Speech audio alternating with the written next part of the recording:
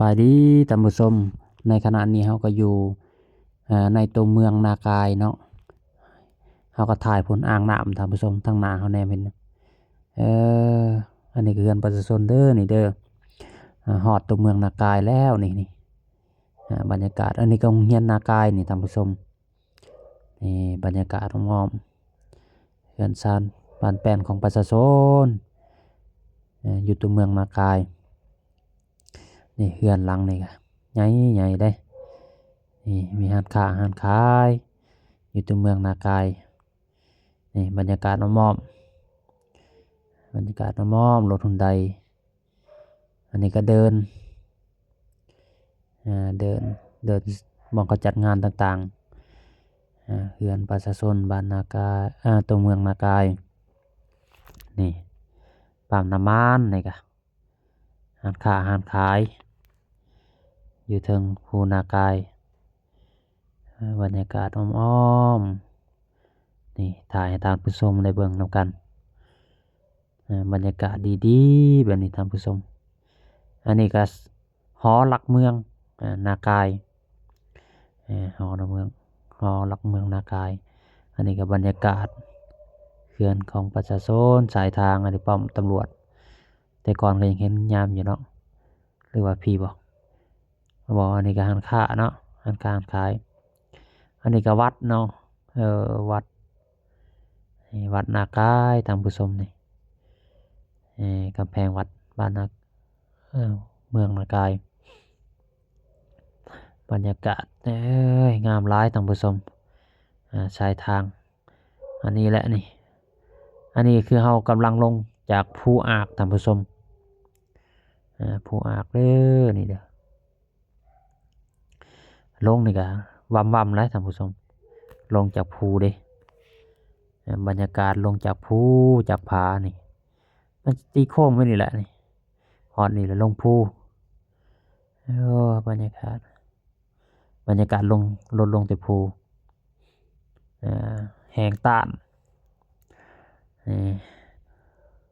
บรรยากาศทางนี้ก็เหวนี่ลงจากภูจากผาหนาบรรยากาศลงจากภูจากผา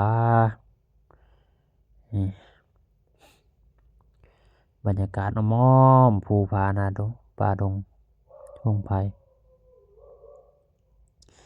นี่อันนี้ก็แนวกันเนาะกันเหวท่านผู้ชมเหวเลิกเด้คันต้นไม้บ่ขึ้นปกคลุมนี่โอ้ยเห็นคักท่านผู้ชมอันนี้ต้นไม้มันขึ้นต้นไม้มันขึ้นกวมแน่มันยังแน่เห็นว่านี่โค้งไปนะโค้งทบสองโค้งทบสองลงจากภูอากงัวควายก็หลายนี่อยู่เข้าปล่อยเลยตามธรรมชาติเลยงัวเขาเขาปล่อยให้มันกินตามธรรมชาติปล่อยแถวภูแถวผานี่ละปะไว้บรรยากาศปะไว้ใส่ภูใส่ผาในปะไว้เนี่ยตะเวนกับสิตกดินแหละท่านผู้ชมอันนี้แดงเลยตัวนี้เมื่อกี้นี่กำลังตกแต่มาตอนนี้ตกดินเลยนี่ตกดินเลยตะเวนตกดินแล้วพุ่นแดงแล้วสิรับขอบผ้าแล้วสิรับขอบผ้าแล้ว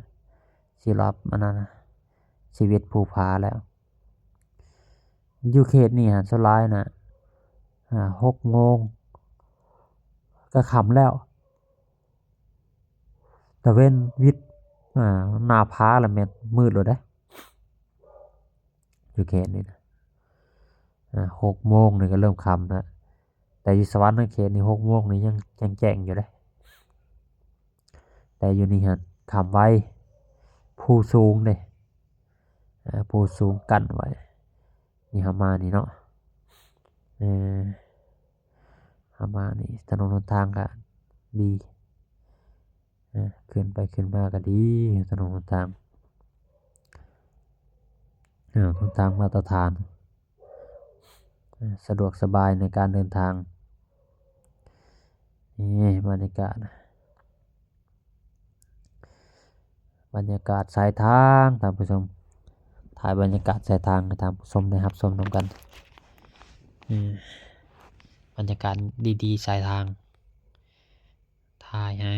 ท่านผู้ชมรับชมนำกันอันนี้ผู้อากท่านผู้ชม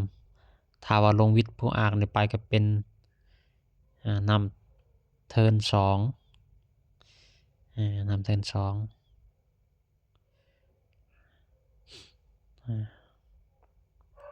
นี่แหละบรรยากาศก็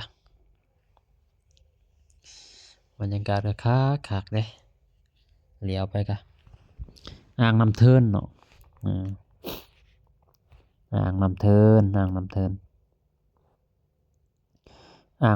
ากายนี่ใหญ่เลยใหญ่คักใหญ่แน่บรรยากาศก็ดีนี่บรรยากาศเลี้ยวเบิ่งนี่อันนี้คือตีนภูตีนผาเลยอย่างดีอย่างงามขนาดนี้ต้นหญ้าต้นยูธรรมศาสตร์หลายบรรยากา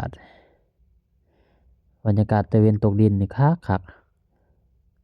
เป็นแสงสีทองมันวิดขอบผ้านะเลี้ยวไปก็สบายหูสบายตา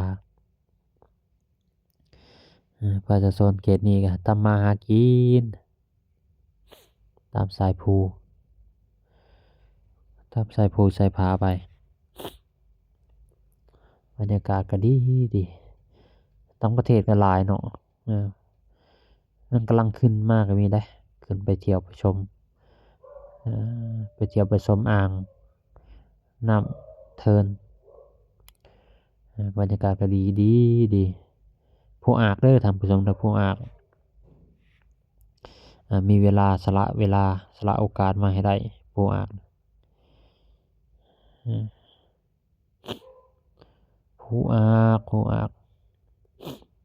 ต้องสละโอกาสเวลามาให้ได้นี่บรรยากาศดีๆแบบนี้ควรหาโอกาสเวลามาเที่ยวให้ได้ท่านผู้ชมอันนี้แหละเพิ่นว่าเที่ยวอนุรักษ์ธรรมชาติเฮามาเที่ยวแล้วก็อนุรักษ์ธรรมชาติมาเบิ่งต้นไม้ต้นหญ้าต่างๆไม้แปลกก็มีหลายท่านผู้ชมมาเบิ่งเด้อไม้แปลกเด้อถ้าว่าคนใดยังบ่เคยเห็นไม้แปลกนั่นน่ะมาเบิ่งอยู่ภูนากายนี่ก็ได้ต้นไม้งามเลยต้นไม้แปลกนะคือต้นไม้ย่างนี่ต้นไม้ก็งามไปปลูกเป็นไม้อย่างไม้ประดับก็ได้ไม้แปลงเป็นไม้ประดับกระจบงามอีกแบบหนึ่งได้อนุรักษ์ไว้ไม้แปลกขึ้นเมืองลาวต่อมาภูเพียงนากายแขงบุรีกำไซนี่ก็ไปฮอดแขงบุรีกำไซก็หลายต้นไม้แปลกมันจะขึ้นแขงบุรีกำไซกับภูเพียงนากายได้ภูเพียงนากายก็ขึ้นกับแขงขมวนแต่มาฮอดแขงบุรีกำไซก็มีหลายไม้แปลกนะหาชมได้ยากถ้าเฮาบ่อนุรักษ์ไว้มันก็อาจจะสูญพันธุ์แต่ก็ยังมีหลายอยู่ต้นไม้แปลกงามพร้อมไม้แปลกนี่หมากมันก็มาประดับประดาได้อันนี้ก็นี่อันนี้คือเขื่อนเด้อนี่เขื่อนน้ำเทินท่านผู้ชมนี่เขื่อนน้ำเทินมาเที่ยวมาชมได้มีโอกาสขึ้นไปนี่บนทางนี่ขึ้นไปนี่ไปจอดรถอยู่ในแล้วก็ไปเที่ยวได้เลาะได้อันนี้บรรยากาศนี่อันนี้ก็เป็นบ่อนเขาเที่ยวเขาชมบ่อนเขาให้เขาชมแต่เขาปิดแล้วค่ำเลยมากลางเวียนได้อยู่อันนี้ก็น้ำนี่เขาปล่อยน้ำออกมาน้ำก็ใสได้นี่น้ำเนี่ยน้ำใสงามมีโอกาสมาเที่ยวมาชมมาเลาะเบิ่งบรรยากาศดีๆมาหาถ่ายรูปถ่ายยังก็ได้เด้อนี่เขาเปิดให้เฮาก็เลาะเบิ่งหนองน้ำมาถ่ายรูปเป็นที่ระลึกได้ท่านผู้ชมมีโอกาสมีเวลาดีๆควรจะสละโอกาสและเวลามาให้ได้โอกาสดีๆเป็นนี่หายากได้ ถ้าเรามีเวลาแล้วเราควรจะมาควรมาสละโอกาสเวลามาเฮานี่นับมือสั่นแล้วเฒ่ามือไปมือๆแหละท่านผู้ชมเอ้ยตอนใดมีความสุขแล้วบ่ขัดต่อฮีตของประเพณีหรือว่ากฎหมายบ้านเมืองแล้วฮิบไปโลดมีโอกาสดีแล้วฮิบไปเที่ยวคนเฮาเกิดมาทั้งทีได้บ่ฮอด100 ปีก็จากโลกนี้ไปแต่เฮามีแต่ปะเอาไว้คุณงามความดีแหละกับติดเหนือตามโตไปก็มีแต่คุณงามความดีบ่ต้องคิดหยังหลายดอกเกิดมาเป็นคนทั้งทีน่ะเฮ็ดคุณงามความดีผากผังเอาไว้เล็กๆน้อยๆถ้าเฮ็ดบ่ได้หลายก็เพื่อที่จะเป็นต้นทุนให้ลูกให้หลานได้สืบต่อไปเห็นว่าอ่างนี่ก็ท่านผู้ชมน้ำมื้อเอ้ยน้ำเงอะน้ำเทินนี่งามเขียวมรกตนี่2 ภาคภูท่านผู้ชม2 ภาคภูนี่บรรยากาศ2 ภาคภูโอ้งามๆแม่น้ำก็ไหลลงมานี่ก็เป็นอ่างน้ำเทินงามเลยท่านผู้ชมน้ำนี่แห้งบ่อนนี่น่ะบ่อนเขาปล่อยน้ำออกมานี่มันแห้งมันเป็นปากมันเด้ปล่อยมาเป็นปากมันเราก็มาเที่ยวมาชมได้นะมีบ่อนเที่ยวบ่อนชมหลายสวรรค์สวนแข่งขมวนนี่นะนี่โอ้ยงามแต่สัตว์นี่เขาบ่ให้ลงเนาะสัตว์เลี้ยงนี่บ่ให้ลงน้ำมันแห้งย้านมันพัดไปตามน้ำมาเที่ยวมาชมให้ได้ท่านผู้ชมมีโอกาสแล้วมาเที่ยวมาชมให้ได้อันนี้บ่อนกั้นน้ำบ่อนระบายน้ำเขาก็บ่อนตันเอาไว้คอยระบายไปนี่โอกาสและเวลาควรหาโอกาสและเวลามาเที่ยวมาชมให้ได้นี่บรรยากาศโอ้งามธรรมศาสตร์งามหลาย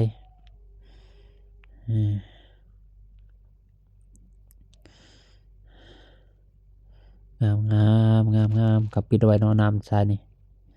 เขาจะเปิดให้ลง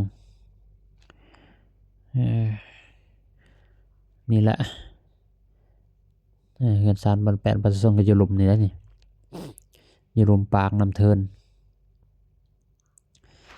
อันนี้ก็บ้านที่เป็นบ้านยังก็ยังบ่ฮู้เนาะว่าเป็นบ้านยังติดปากเขื่อนบ้านนี่ธรรมชาติหลายบ้านนี่ปูปลาหน้าน้ำก็คงจะหลายติดน้ำติดในเด้บ้านติดน้ำติดในสายไฟฟ้าแห่งสูงนี่ท้องไร่ท้องนาประชาชนอยู่ตามธรรมชาติเขากำลังเฮ็ดเขื่อนตามสายทางก็มีนี่เขื่อนตามสายทางบรรยากาศดีๆตามสายทางเขื่อนประชาชนก็งามไปอีกแบบนี่เขื่อนก็แบบนี้ก็แบบงามไปอีกแบบหนึ่งงามหลายท่านผู้ชมงามหลายมีโอกาสนี่สละโอกาสเวลามาให้ได้ถ้ามีโอกาสแล้วต้องสละโอกาสและเวลามาให้ได้ความงามมาเที่ยวชมความงามของประเทศลาวเกิดว่าเที่ยวลาวใส่ของลาวเศรษฐกิจยั่งยืนนี่แหละตรงไหตรงนาประชาชนเกี่ยวข้าวเกี่ยวน้ำแล้วก็ไปหาเฮ็ดอื่นบรรยากาศก็ดีสายทางก็งามเลี้ยวเบิ่งตรงไหตรงนาก็เป็นบุญหลายที่ได้มาเที่ยวมาชมอันนี้ก็โรงเรียนโรงเรียนก็กว้างโรงเรียนก็กว้างนี่บรรยากาศก็ดีโรงเรียนสมบูรณ์ โรงเรียนสมบูรณ์เรือนชานประชาชนก็งามงามหลายเรือนประชาชนงามหลายประชาชนอยู่แคมป์2ภาคทางร้านค้าร้านขายก็หลายเขตนี้ปลูกป่าอนานะพออยู่พอกินธรรมศาสตร์แบบนี้ต้องหาโอกาสเวลามาเที่ยวมาชมเด้อมาหลายเทื่อแล้วแหละมานี่บ้านยมราชนี่บ้านยมราชเด้อบ้านยมราชมาเที่ยวมาชมงามในเขตนี้ประชาชนก็ม่วนประชาชนก็เว้านัวหัวม่วนกันประชาชนสายทางนั่นน่ะปลูกผักได้นะอยู่ลมปลูกผักปลูกผักเนาะอันนี้ก็คือเฮือนสายทางคอนกรีตปลูกคอนกรีตเข้าบ้านพากันเฮ็ดคอนกรีตเกิดกะเฮ็ดขายกะสายทางเบิ่งแบบหนึงก็มีอรรถรสอีกแบบหนึ่งเห็นธรรมศาสตร์แบบนี้เฮือนซ่านบ้านแป้นสายทางที่น้ำนี่อันนี้น้ำมาเฮ็ดหน้าแซงเฮ็ดหน้าแซงน้ำมาเฮ็ดหน้าแซง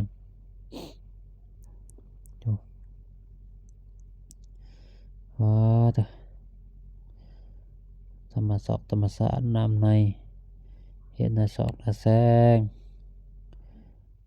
พออยู่พอกินหน้าหน้าแซงโอ้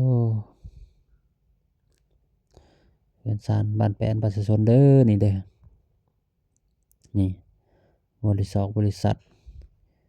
เฮือนประชาชนค้าขายง่ายมือธรรมศาสตร์ก็ดีธรรมศาสตร์นี่ดีหลายเฮาแนวนี้เฮาแนมเบิ่งบรรยากาศแคมป์ข้างทางนี่ก็นี่อันนี้ปั๊มน้ำมันผาหน้าพอกหน้าผาเนาะสายทางก็มีเลียนกับอันนี้สลับเลียนกันไปเห็นบ่หน้าผาไปนี่ก็งามไปเป็นหนึ่งเป็นเอกลักษณ์เป็นเอกลักษณ์อีกแบบหนึ่งมีโอกาสมีเวลาก็มาเที่ยวอันนี้อยู่ยมราชแล้วนี่เอาลงแต่ภูเพียงนากายแล้วมาฮอดยมราชแล้วอันนี้คือบ้านยมราชบ้านยมราชเมืองยมราชเมืองยมราชนี่ก็ใหญ่เด้เพราะว่ามันเป็นธงเพียงเลยแค่นี้นี่เฮือนก็ใหญ่บรรยากาศก็ดีหาโอกาสหาเวลามาเที่ยวเบิ่งยมราชมาเที่ยวภูผามาเที่ยวถ้ำก็หลายยมราชนี่ตัวดังๆก็ผากระต่ายตามผู้ชมขึ้นผากระต่ายสูงได้ผากระต่ายเด้ก็งามอีกแบบหนึ่งมาเที่ยว